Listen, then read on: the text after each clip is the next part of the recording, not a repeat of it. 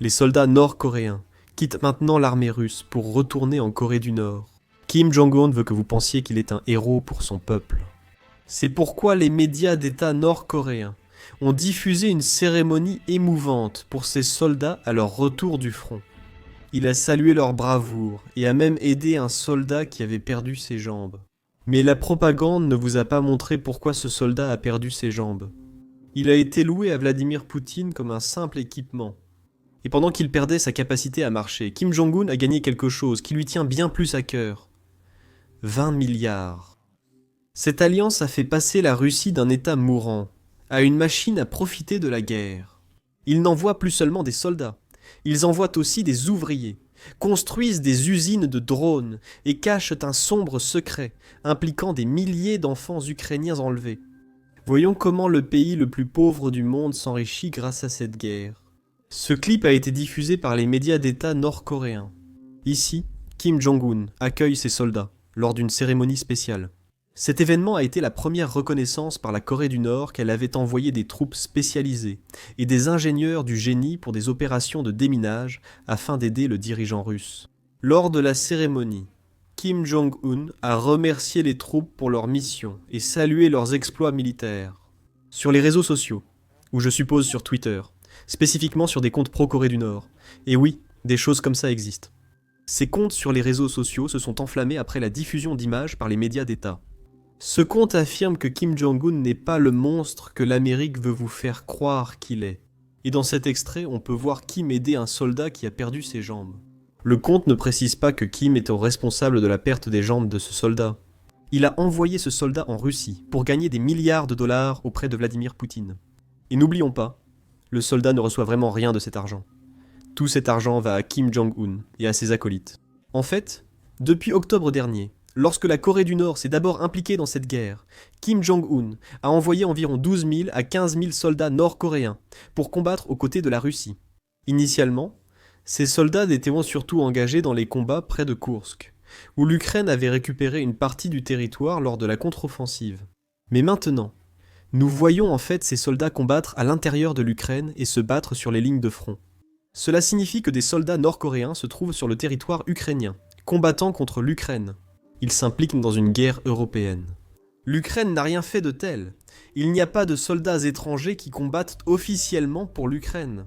Cette nouvelle vient d'être rendue publique par l'état-major général ukrainien, qui a fourni des preuves pour tout cela, y compris des images vidéo.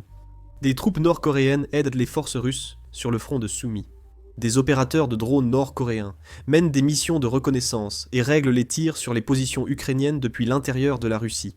Selon l'Ukraine, les forces ukrainiennes ont intercepté l'une de ces communications radio avec les troupes russes lors d'une frappe d'artillerie à roquettes. Moscou s'est tourné vers l'aide nord-coréenne après avoir subi de lourdes pertes et une offensive ratée à Sumy. Maintenant, du point de vue nord-coréen, ou je dirais du point de vue de Kim Jong-un, peu importe combien cela lui coûte en vies humaines, la Corée du Nord profite tellement de sa relation avec la Russie qu'elle veut éviter toute défaite russe. Pour vous savez, abandonner la Russie.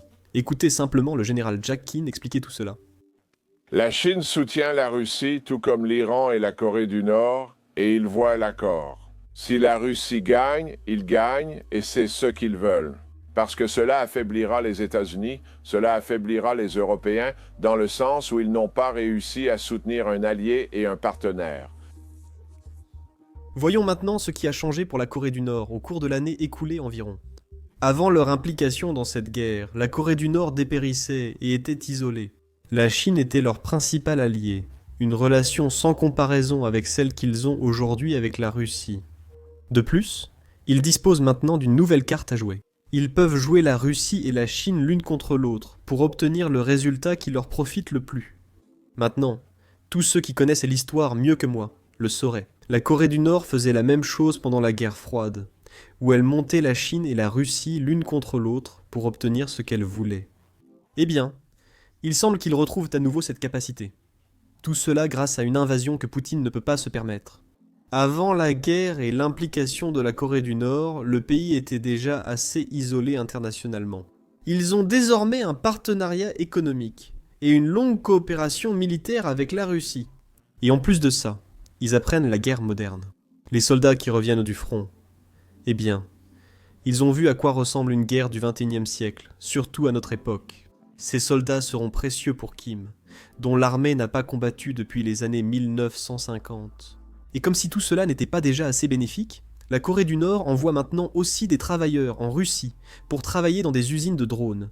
Et c'est quelque chose dont la Corée du Nord pourra profiter pendant très longtemps. Voici un reportage à ce sujet. La Russie va faire venir 12 000 travailleurs nord-coréens pour augmenter la production de drones Shahed dans le pays. Ces travailleurs devraient se rendre dans la zone économique spéciale d'Alabuga, au Tatarstan. C'est une sorte de zone industrielle que possède la Russie, qui est devenue une partie très importante du complexe militaire russe. Maintenant, c'est ici que je veux parler de quelque chose dont Poutine aime se vanter. La Russie a un très faible taux de chômage. C'est le taux le plus bas de l'histoire de la Russie. Mais ce chiffre ignore tout le contexte. La Russie n'affiche pas un faible taux de chômage grâce à une économie florissante, mais parce que les gens meurent ou quittent le pays. Il y a plus de 11 millions de pertes que la Russie a subies sur les lignes de front. Eh bien, ce sont des personnes qui ne sont pas considérées comme faisant partie de la population active. Donc, si vous réduisez simplement votre main-d'œuvre à une taille suffisamment petite, chaque pays aurait un faible taux de chômage. En réalité, dans ce cas, il ne faut pas s'en vanter. Un chômage très bas peut poser problème, surtout quand vous agrandissez des usines. C'est précisément le problème actuel de la Russie. C'est pourquoi ils importent autant de travailleurs de Corée du Nord et aussi d'Inde.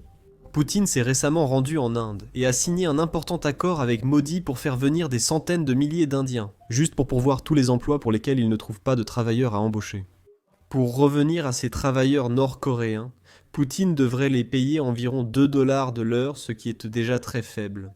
Mais je ne sais même pas combien de cet argent va réellement aux travailleurs. Je suppose que la majeure partie de cet argent ira à Kim Jong-un. Parce que pour Kim, tout cet accord avec la Russie, tout ce partenariat ou cette alliance, peu importe comment vous l'appelez, a été extrêmement rentable.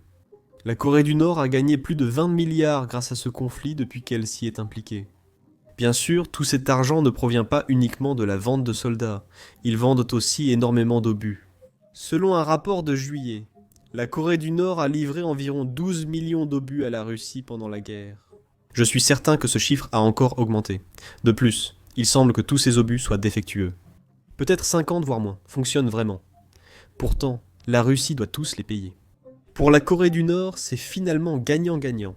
Les obus défectueux auraient de toute façon dû être éliminés, ce qui coûte de l'argent. Désormais, ils peuvent simplement les vendre et en tirer profit, puisque ces munitions ont sûrement été fabriquées il y a des décennies. La Russie est aujourd'hui désespérée. Je souhaite toutefois rappeler à quel point 20 milliards représentent une somme énorme pour l'économie nord-coréenne. Et c'est aussi un peu injuste de dire que cet argent va aller dans l'économie. Je suis presque certain que la majeure partie de cet argent ira à Kim Jong-un et ses proches. Mais même dans ce cas, 20 milliards, c'est beaucoup d'argent.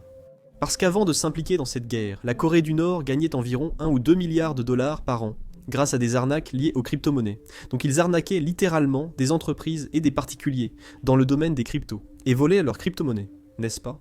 Et cela représentait 50% de leurs revenus étrangers. Et maintenant, ils gagnent 20 milliards par an, rien qu'en vendant des personnes et du matériel militaire.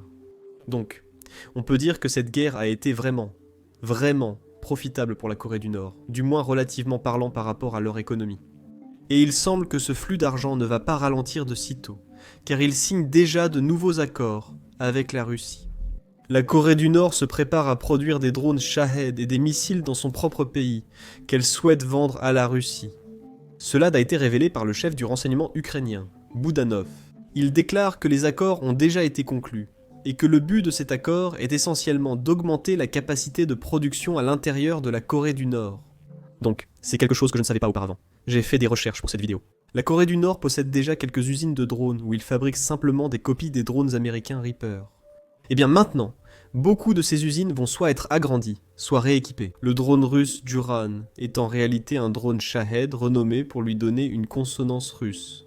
La Russie et la Corée du Nord ont collaboré sur d'autres sujets aussi. Ce partenariat présente aussi un aspect sombre récemment révélé au Sénat américain. Beaucoup d'entre vous le savent déjà, j'en suis sûr. La Russie a enlevé environ 19 000 à 20 000 enfants ukrainiens des zones occupées. Beaucoup de ces enfants ont été envoyés en Russie, et comme vous le savez, répartis à travers le pays dans différentes familles. Ils ont été forcés d'être adoptés par diverses familles. D'accord, mais certains de ces enfants ont été envoyés dans des camps de rééducation en Corée du Nord, ce que nous avons découvert récemment. Écoutez ceci. Mon organisation a recensé 165 camps de rééducation où des enfants ukrainiens sont militarisés et russifiés. Ces camps existent dans les territoires occupés en Russie, en Biélorussie et en Corée du Nord. Sur cette photo, vous pouvez voir Misha, 12 ans de la région occupée de Donetsk, et sur celle-ci, Lisa, 16 ans de Simferopol occupée. Ils ont été envoyés au camp de Sangdovon en Corée du Nord, à 9000 km de chez eux. Dans ce camp, on apprenait aux enfants à détruire les militaires japonais et ils ont rencontré des vétérans coréens qui, en 1968, ont attaqué le navire américain Pueblo, tuant et blessant 9 soldats américains. La russification et la militarisation provoquent de graves traumatismes et nuisent à la dignité des enfants. Maintenant, ceci n'est qu'une nouvelle entrée dans la longue liste des crimes que Poutine a commis contre les enfants ukrainiens. Beaucoup oublient que Poutine est visé par un mandat d'arrêt pour l'enlèvement d'enfants ukrainiens. Il n'est pas recherché pour par exemple les missiles qu'il lance sur les appartements ukrainiens. Il n'est pas recherché pour les crimes de guerre que ses soldats commettent sur le front. Il est recherché spécifiquement pour des crimes contre l'humanité, contre les enfants ukrainiens. Eh bien, cela continue. La Russie continue de bombarder les écoles ukrainiennes. Elle continue de bombarder les jardins d'enfants ukrainiens, juste pour s'assurer que les enfants ukrainiens ne reçoivent pas l'éducation qu'ils méritent. Ainsi, à l'approche de Noël, nous avons collaboré avec United 24 pour voir comment aider à protéger l'environnement d'apprentissage des enfants ukrainiens. Pour cela, nous avons lancé notre propre campagne de collecte de fonds que vous pouvez soutenir en faisant un don via le lien dans la description ou en scannant le code QR affiché à l'écran. L'argent récolté garantira aux enfants ukrainiens un apprentissage dans un environnement plus sûr et confortable. Cela signifie des abris anti-bombes modernes, des générateurs électriques et tout ce qui est nécessaire pour permettre la poursuite du processus éducatif.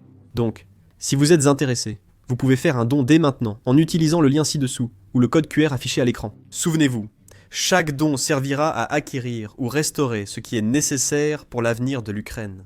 C'est pourquoi chaque don compte, peu importe son montant, qu'il soit grand ou petit. Si vous ne pouvez pas donner, c'est tout à fait compréhensible aussi.